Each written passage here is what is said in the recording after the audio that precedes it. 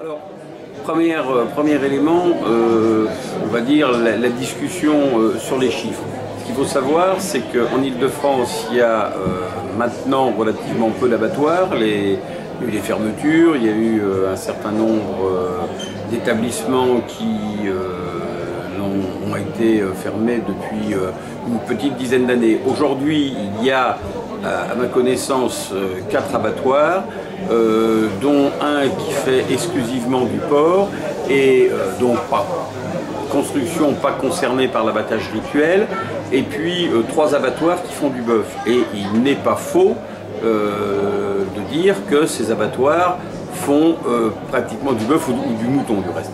Il n'est pas faux de dire que ces abattoirs abattent pratiquement la totalité de leur production en viande rituelle et plus particulièrement en viande halal, donc destinée à la population musulmane. Mais ce qu'il faut rectifier, si vous voulez, par rapport aux chiffres qui ont pu être lancés en pâture à l'opinion publique, c'est un élément très important, c'est que ces abattoirs représentent un tonnage d'à peu près 4000 tonnes. Le tonnage total abattu en France, je parle bien de viande abattue, dépasse le 1,5 million, enfin pas tout à fait 1,5 million, pardon, 1,3 million tonnes. Donc on est très éloigné, 4000 tonnes d'un côté, 1,3 million de l'autre. Par ailleurs, la consommation, parce que c'est de ça dont il s'agit réellement, la consommation de l'Île-de-France représente 150 000 tonnes. C'est-à-dire que ce qui est abattu réellement sur place représente à peu près 2,5% de la consommation, ce qui n'est pas anormal, parce qu'il y a des années, on a transféré l'abattage qui se faisait traditionnellement à la Villette, par exemple, on amenait les animaux vivants pour se faire abattre et pour être consommés en tant que viande sur place. Depuis pratiquement 40 ans, en même temps qu'il y a eu le transfert des halles, en même temps qu'il y a eu tout un ensemble d'événements qui se sont passés, il a été décidé de faire abattre les animaux au plus près des lieux de production. Et on a créé toute une série de grands abattoirs dans des zones comme les Pays de Loire, la Bretagne, un peu dans l'est de la France. Ce qui veut dire que plus de 97% de la viande consommée par les Franciliens provient d'autres régions que de l'Île-de-France. Et parmi cette viande, bien évidemment, on est très très loin des chiffres de 100% d'abattage. Hein, la consommation de viande rituelle, tout rite confondu, enfin quand je dis tout rite confondu, c'est d'un côté le halal qui représente la plus grosse part, de l'autre côté le kasher, on est à 14% des tonnages. Oui, mais alors dans ces volumes, dans ces tonnages que vous donnez, vous mélangez la viande de bœuf, la viande de porc, la viande de volaille ou c'est uniquement... Non, ce sont les viandes uniquement bœuf et ovin. La viande de porc, par définition, il n'y en a pas. Exactement. Et la viande de volaille, c'est un décompte séparé. Et très honnêtement, je n'ai pas d'informations sur les tonnages concernés. Mais en ce qui concerne la viande de ce qu'on appelle des viandes rouges ou des viandes de ruminants, hein, les ruminants, vous êtes agriculteur, donc les ruminants, c'est quoi? C'est un mouton ou c'est un ovin ou c'est un bovin. Et le total ovin plus bovin en termes de tonnage abattu halal en France représente 14% du tonnage des ruminants. Alors ce sont des données qui ont, je dirais, un peu peut-être vieilli. C'est une enquête par dire d'abatteurs en 2007. D'accord. Alors, est-ce que depuis 30 ans, ça a évolué? Alors, depuis 30 ans, les choses ont certainement évolué pour une raison très simple, c'est que le pourcentage de population consommant ce type de viande a augmenté dans la population française. Et en particulier, a augmenté dans la population francilienne. Hein, on n'a pas lancé de polémique et on n'a pas mis en exergue la situation de régions comme le centre ou de régions comme la Bretagne, où bien évidemment la population musulmane est beaucoup moins importante. Mais n'oublions pas par ailleurs que l'Île-de-France représente pratiquement 12 millions d'habitants, c'est-à-dire 20% de la population française. Donc vous avez 20% de la population française et en termes de production agricole, il est bien connu que l'élevage est une production qui est vraiment ultra minoritaire en Île-de-France.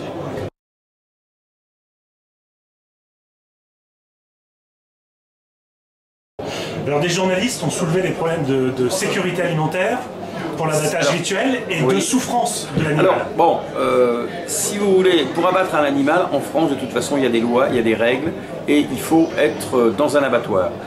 Au sein de ces abattoirs, il y a des contrôles qui sont faits par les services vétérinaires, il y a des contrôles qui sont également faits par tout ce qui est l'inspection du travail, enfin bon, et au niveau de l'hygiène, il n'y a absolument pas de différence. Au niveau des souffrances éventuelles, avec ou sans étourdissement, je dirais c'est un débat assez philosophique. Oui, il peut y avoir des animaux qui souffrent parce que dans le cas d'abattage traditionnel, l'assommage n'est pas bien réalisé.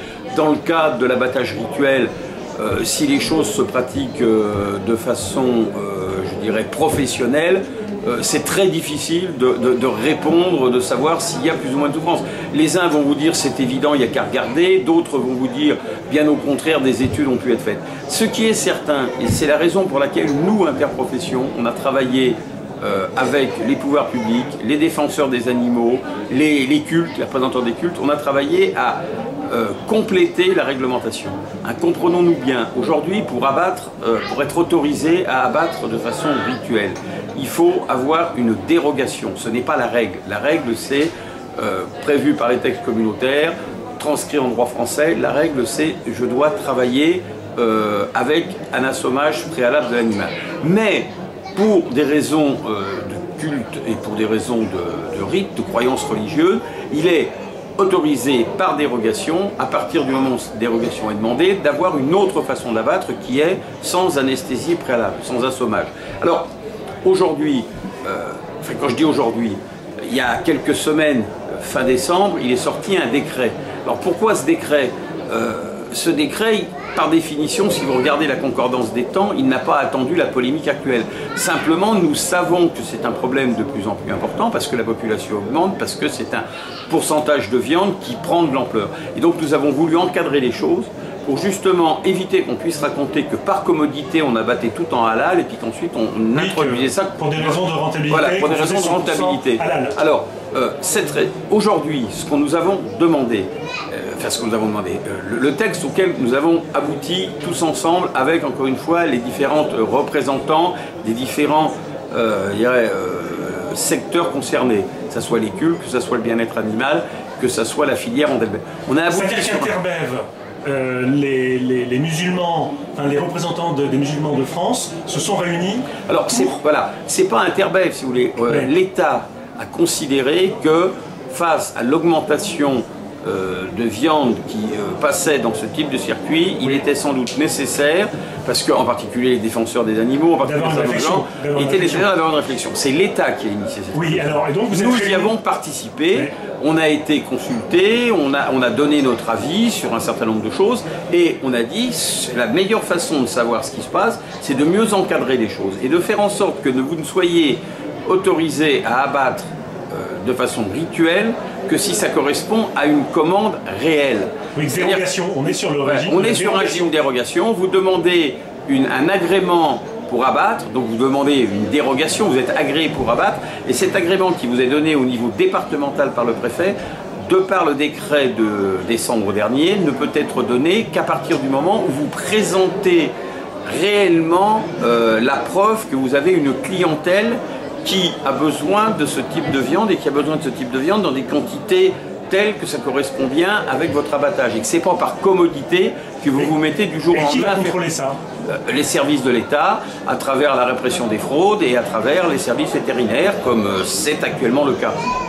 Est-ce que l'abattage rituel demande une installation spécifique? Alors, l'abattage rituel demande une installation spécifique parce que l'animal devant être égorgé, alors je passe sur les histoires de que la tête doit être tournée vers le cœur doit être tourné vers la Mecque, donc tout ça c'est des problèmes, mais il faut que l'animal soit retourné, donc il faut qu'il soit dans un tonneau de contention, ce qui concerne les gros bovins, ce qui fait qu'il est immobilisé pour garantir d'une part la sécurité du personnel et pour également aussi permettre une pratique dans de bonnes conditions.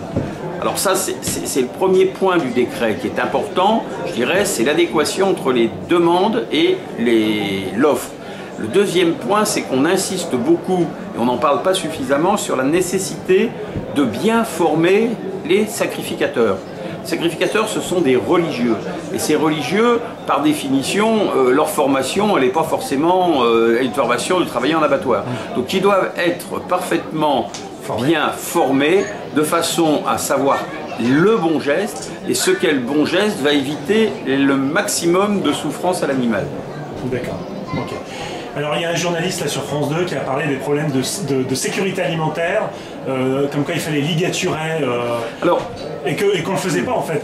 Alors on ne le fait pas dans un certain nombre d'abattoirs de petite taille. Dans les abattoirs de grande taille, il existe des dispositifs qui sont déjà mis en place, qui sont commercialisés, je ne vais pas faire la publicité pour une marque, mais il y a un appareil à ligaturer qui existe. Donc on ne peut pas dire qu'on ne ligature pas.